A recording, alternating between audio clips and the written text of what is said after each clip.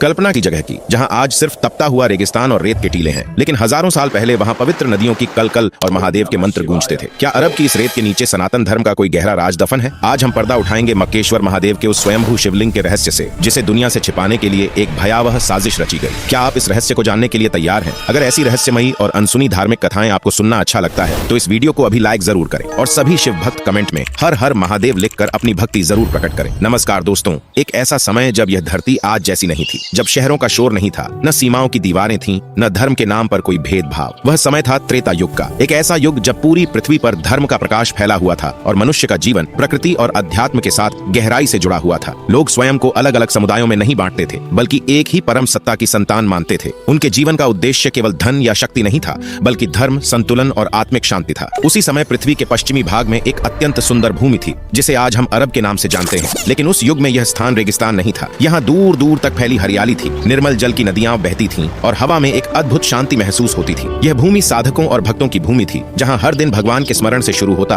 और उसी में समाप्त होता था। इसी पवित्र भूमि के मध्य में एक दिव्य स्थान था, जिसे लोग मक्केश्वर कहते थे। यह केवल एक नगर नहीं था, बल्कि एक आध्यात्मिक केंद्र था, जहाँ दूर दूर से लोग दर्शन करने आते थे। मक्केश्वर के हृदय में स्थित था एक अद्भुत मंदिर, मक्केश्वर महादेव का मंदिर। कहा जाता है कि इस स्थान को स्वयं भगवान शिव ने अपनी तपस्थली के रूप में चुना था। मंदिर के गर्भगृह में स्थापित शिवलिंग किसी मनुष्य द्वारा बनाया गया नहीं था, बल्कि वह स्वयंभू था। उसका स्वरूप श्वेत संगमरमर जैसा उज्जवल था, लेकिन उससे निकलने वाली दिव्य आभा किसी भी सामान्य प्रकाश से अलग थी। रात के गहरे अंधकार में भी वह शिवलिंग पूरे मंदिर परिसर को चंद्रमा की तरह प्रकाशित कर देता था। और जब भोर की पहली किरण उस शिवलिंग पर पड़ती तो ऐसा प्रतीत होता मानो स्वयं महाकाल अपने तेज से पूरे ब्रह्मांड को आशीर्वाद दे रहे हों। उस दिव्य दृश्य को देखने के लिए दूर दूर से भक्त आते थे। लेकिन इस मंदिर की महिमा केवल पृथ्वी तक सीमित नहीं थी, और यहीं से शुरू होती है इस रहस्य की अगली परत। मक्केश्वर महादेव का मंदिर केवल मनुष्यों के लिए आस्था का स्थान नहीं था। यह वह पवित्र भूमि थी जहां देवता भी अपनी श्रद्धा अर्पित करने आते थे। कहा जाता है कि इस मंदिर की दिव्यता इतनी प्रबल थी कि उसकी आभा तीनों लोकों तक फैलती थी। जब भी स्वर्गलोक में कोई महत्वपूर्ण निर्णय लेना होता, तब देवताओं के राजा इंद्रदेव सबसे पहले मक्केश्वर महादेव के समक्ष उपस्थित होते। वे महादेव के चरणों में सिर झुकाकर प्रार्थना करते और उनसे मार्गदर्शन प्राप्त करते। उनके लिए यह स्थान केवल पूजा का नहीं, बल्कि दिव्य शक्ति से संवाद का केंद्र था। इसी प्रकार सृष्टि के रचयिता ब्रह्मा जी भी कई बार यहाँ आए। जब सृष्टि की रचना के दौरान उन्हें किसी गूढ़ रहस्य या कठिन निर्णय का सामना करना पड़ता, तब वे मक्केश्वर महादेव की शरण में आते, शिव के सामने बैठकर ध्यान करते और उनके मौन से ही उन्हें अपने प्रश्नों का उत्तर मिल जाता। यह मंदिर देवताओं और मनुष्यों के बीच एक ऐसा सेतु था जहाँ सभी भेद समाप्त हो जाते थे और केवल भक्ति का भाव रह जाता था। लेकिन इस मंदिर का सबसे अद्भुत और अलौकिक दृश्य हर पूर्णिमा की रात को दिखाई देता था। जब चंद्रमा अपनी पूर्ण चमक के साथ आकाश में होता, तब मंदिर का वातावरण और भी दिव्य हो जाता। कहा जाता है कि उन रातों में माता पार्वती स्वयं वहां आती थीं। वे उजले चांदी जैसे वस्त्र धारण करती, माथे पर चंदन का तिलक और हाथों में रुद्राक्ष की माला होती। जब वे शिवलिंग की शांत भाव से परिक्रमा करती, तब उनके चरणों की मधुर ध्वनि पूरे मंदिर परिसर में गूंज उठती। उस क्षण ऐसा लगता मानो पूरा नगर किसी अदृश्य संगीत में डूब गया हो। यह दृश्य इतना पवित्र और अद्भुत होता कि जो भी उसे देखता, उसकी आंखें श्रद्धा से भर जाती। लेकिन समय हमेशा एक जैसा नहीं रहता और धीरे धीरे वह स्वर्णिम युग बदलने लगा। लेकिन समय का नियम है कि वह कभी स्थिर नहीं रहता। युग बदलते हैं और उनके साथ मनुष्यों की सोच भी बदलने लगती है। त्रेता का स्वर्णिम युग धीरे धीरे समाप्त हुआ, फिर द्वापर का समय आया और अंततः संसार ने उस युग में प्रवेश किया जिसे हम कलयुग कहते हैं। जैसे जैसे कलयुग का प्रभाव बढ़ने लगा, वैसे वैसे मनुष्यों के हृदय में भी परिवर्तन आने लगा। जहाँ पहले भक्ति में सच्चाई और प्रेम था, वहाँ अब धीरे धीरे दिखावा और औपचारिकता बढ़ने लगी। लोग मंदिर तो जाते थे, पूजा भी करते थे, लेकिन उनके मन की गहराई में वह सरल श्रद्धा नहीं रही जो पहले हुआ करती थी। मक्केश्वर नगर, जो कभी आध्यात्मिक शांति का केंद्र था, वह भी इस बदलाव से अछूता नहीं रहा। पहले जहाँ हर व्यक्ति भगवान शिव को अपने जीवन का आधार मानता था, वहीं अब कुछ लोगों के मन में अहंकार और स्वार्थ जन्म लेने लगा। भक्ति का स्थान धीरे धीरे बाहरी क्रियाओं ने ले लिया। लोग धर्म का पालन तो कर रहे थे, लेकिन उसका असली भाव कहीं खोता जा रहा था। इसी बदलते समय में कुछ ऐसे लोग भी थे जिनके मन में एक अजीब और खतरनाक विचार पैदा हुआ। उन्होंने सोचा कि मक्केश्वर महादेव के मंदिर में स्थापित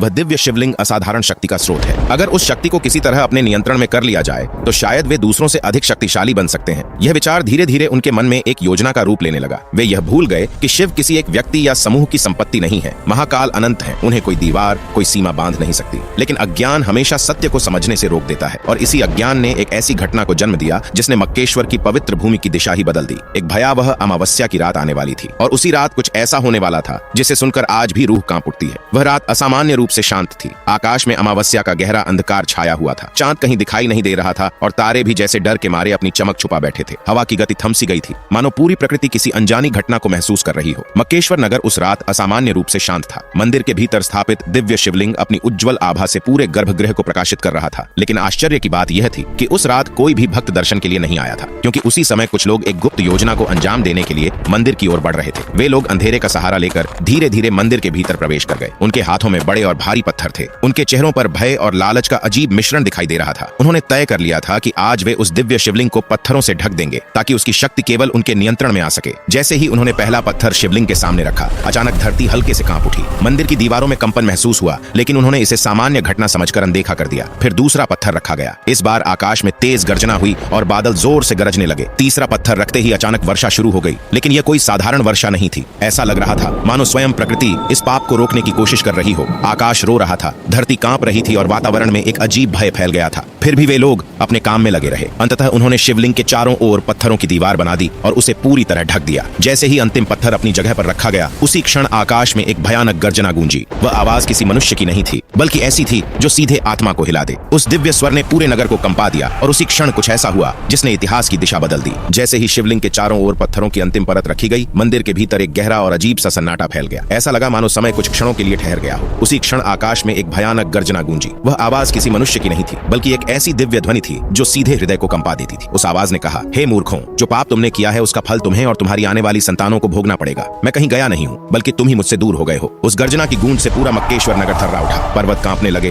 वृक्ष झुक गए और पक्षी भय से चुप हो गए। लेकिन अज्ञान में डूबे वे लोग उस चेतावनी को भी समझ नहीं पाए और धीरे धीरे वहां से चले गए। मंदिर के भीतर अब गहरा अंधकार था। पत्थरों के पीछे छिपा शिवलिंग मौन हो चुका था, लेकिन वह मौन क्रोध का नहीं, बल्कि करुणा का था। कहा जाता है कि उसी क्षण भगवान शिव की आंखों से एक आंसू गिरा। वह आंसू धरती पर नहीं गिरा, बल्कि पास रखे एक पत्थर पर गिरा। जैसे ही वह आंसू उस पत्थर को छूता है, पत्थर का रंग बदलने लगता है। धीरे धीरे वह पूरा पत्थर काला हो जाता है। यह कोई साधारण परिवर्तन नहीं था, बल्कि महादेव के मौन दर्द की निशानी बन गया। वह काला पत्थर इस बात का प्रतीक था कि महादेव ने अपने ही भक्तों की भूल को सह लिया। वे चाहते तो क्रोधित होकर सब कुछ नष्ट कर सकते थे, लेकिन उन्होंने ऐसा नहीं किया। उन्होंने केवल करुणा दिखाई और चुपचाप वहीं रहने का निर्णय लिया। कहा जाता है कि वही काला पत्थर आज भी उस स्थान पर मौजूद है, महाकाल के उस मौन आंसू की अमिट याद बनकर। लेकिन इस घटना की खबर जब माता पार्वती तक पहुंची, तब उनका हृदय गहरे दुख से भर उठा। जब यह समाचार कैलाश तक पहुंचा कि मक्केश्वर की पवित्र भूमि पर महादेव के शिवलिंग को पत्थरों से ढक दिया गया है, तब माता पार्वती का हृदय गहरे दुख से भर उठा। आदिशक्ति का मन कांप उठा। उन्होंने कभी कल्पना भी नहीं की थी कि जिन भक्तों के लिए महादेव अपना सब कुछ न्योछावर कर देते हैं, वही भक्त अज्ञान में आकर ऐसा कृत्य कर बैठेंगे। माता पार्वती की आंखों में आंसू भर आए। उन्होंने व्याकुल होकर शिव से कहा, हे स्वामी, आपने तो सदैव अपने भक्तों को प्रेम दिया, उन्हें मार्ग दिखाया, फिर उन्होंने ऐसा क्यों किया? क्यों उन्होंने आपको पत्थरों के पीछे छिपा दिया? उनके स्वर में पीड़ा थी, प्रश्न था और एक गहरा दुख भी। महादेव उस समय भी शांत थे। उनके मुख पर वही करुण मुस्कान थी जो सृष्टि के हर दुख को सह लेने की शक्ति रखती है। उन्होंने धीरे से माता पार्वती की ओर देखा और बोले, हे गौरी, यह कलयुग का प्रभाव है। यह वही भक्त हैं जो पहले मुझे प्रेम से पुकारते थे, बस अब भ्रम में पड़ गए हैं। अज्ञान ने उनके मन को ढक लिया है। पार्वती का हृदय फिर भी शांत नहीं हुआ। उन्होंने दुखी स्वर में पूछा, तो क्या अब मैं आपके उस रूप के दर्शन कभी नहीं कर सकूंगी? महादेव ने अत्यंत शांत स्वर में उत्तर दिया, दर्शन तो तुम करोगी प्रिय, लेकिन अब वह प्रकट रूप में नहीं होंगे। मैं यहीं रहूंगा, इसी भूमि पर, लेकिन गुप्त रूप में। जब भी कोई सच्चे मन से मुझे पुकारेगा, मैं वहीं उपस्थित हो जाऊंगा। महादेव के इन शब्दों में गहरा धैर्य और करुणा थी। उसी दिन से कहा जाता है कि माता पार्वती भी गुप्त रूप में उस स्थान पर आती रहीं। और आज भी जब कोई भक्त सच्चे हृदय से प्रार्थना करता है, तो वहां एक अदृश्य उपस्थिति का अनुभव होता है, जैसे कोई दिव्य शक्ति अब भी उस भूमि की रक्षा कर रही हो। लेकिन समय के साथ इस घटना की सच्चाई धीरे धीरे लोगों की स्मृति से धुंधली होने लगी। समय धीरे धीरे आगे बढ़ता गया। जो लोग उस अमावस्या की भयावह रात के साक्षी थे, वे एक एक करके इस संसार से विदा हो गए। उनके साथ ही उस घटना का रहस्य भी धीरे धीरे इतिहास की धुंध में खोने लगा। आने वाली पीढ़ियों को पूरी सच्चाई कभी बताई ही नहीं गई। उन्हें बस इतना बताया गया कि उस पवित्र स्थान पर एक काला पत्थर है जिसे छूने से पुण्य मिलता है। लोग उस पत्थर को श्रद्धा से देखने लगे, लेकिन यह कोई नहीं जानता था कि वह पत्थर काला क्यों है और उसके पीछे कौन सा दिव्य रहस्य छिपा हुआ है। समय के साथ भाषा भी बदलने लगी। जो संस्कृत कभी उस भूमि की आत्मा थी, वह धीरे धीरे कम होती गई और उसकी जगह नई भाषाओं ने ले ली। इसी परिवर्तन के साथ मक्केश्वर का नाम भी बदलने लगा। पीढ़ी दर पीढ़ी उच्चारण बदलता गया और अंततः मक्केश्वर का नाम सिकुड़कर केवल मक्का रह गया। शब्द बदल गया, लेकिन उस स्थान की पवित्रता और उसकी परंपराओं की छाया पूरी तरह समाप्त नहीं हुई। आज भी उस स्थान पर आने वाले श्रद्धालु एक विशेष परंपरा निभाते हैं। वे उस पवित्र स्थान की 7 बार परिक्रमा करते हैं। यह परिक्रमा उसी प्रकार की जाती है जैसे प्राचीन शिव मंदिरों में भक्त किया करते थे। जब लाखों लोग सफेद वस्त्र पहनकर सिर झुकाकर प्रार्थना करते हैं तो वह दृश्य किसी प्राचीन आध्यात्मिक परंपरा की झलक देता है। लोग उस काले पत्थर को श्रद्धा से स्पर्श करते हैं और कहते हैं कि उसे छूते ही मन में एक अनकही शांति भर जाती है। आज उस पत्थर को हजरे अस्वद कहा जाता है, लेकिन कुछ परंपराएं और संकेत आज भी मानो उस भूले हुए इतिहास की ओर इशारा करते हैं जो समय की परतों के नीचे कहीं छिपा हुआ है। और इसी रहस्य की ओर संकेत इतिहास में एक महान संत ने भी किया था। समय बीतता गया, युग बदलते गए, लेकिन उस पवित्र भूमि का रहस्य पूरी तरह समाप्त नहीं हुआ। इतिहास में कई संत और महापुरुष ऐसे हुए जिन्होंने उस स्थान की गहराई को महसूस किया। उन्हीं में से एक थे गुरु नानक देव जी।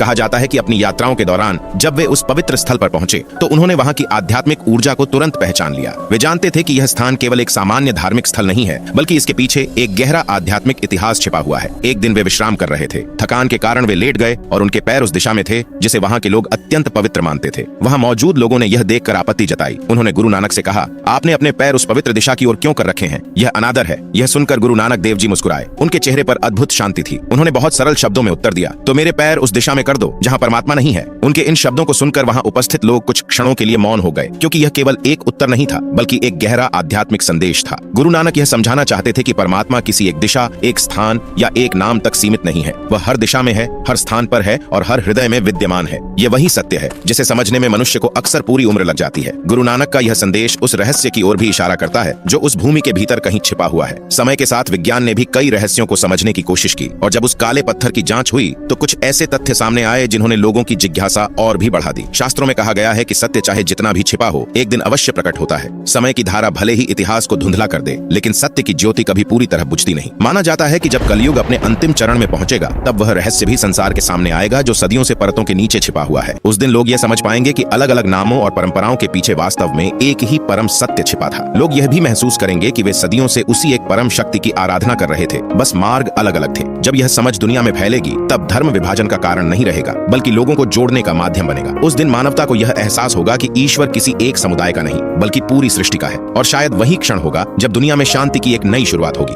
सच तो यह है कि भगवान शिव किसी एक स्थान या एक मंदिर तक सीमित नहीं है। वे केवल कैलाश पर्वत, काशी या किसी पवित्र तीर्थ में ही नहीं रहते, बल्कि हर उस हृदय में बसे हैं जहां सच्ची श्रद्धा और करुणा है। जब कोई व्यक्ति सच्चे मन से उन्हें पुकारता है, जब कोई भूखे को भोजन देता है, दुखी को सहारा देता है या किसी के प्रति प्रेम और दया दिखाता है, वहीं महादेव की उपस्थिति प्रकट हो जाती है। यही शिव का सच्चा स्वरूप है जो किसी सीमा या पहचान में बंधा नहीं है। शायद महादेव आज भी मौन होकर यही संदेश दे रहे हैं कि मनुष्य अपने भीतर के प्रेम और एकता को पहचान ले। जब हम भेदभाव छोड़कर एक दूसरे को अपनाते हैं तभी सच्ची भक्ति जन्म लेती है। शिव हमें यही सिखाते हैं कि ईश्वर को खोजने के लिए दूर जाने की आवश्यकता नहीं, बस अपने हृदय को निर्मल बनाना ही सबसे बड़ा मार्ग है। अगर आपको यह रहस्यमयी और अद्भुत कथा रोचक लगी तो इस वीडियो को जरूर शेयर करें ताकि और लोग भी इस छिपे हुए रहस्य के बारे में जान सकें। और ऐसी ही गहरी धार्मिक और रहस्यमयी कहानियां सुनने के लिए हमारे चैनल को अब भी सब्सक्राइब कर लें।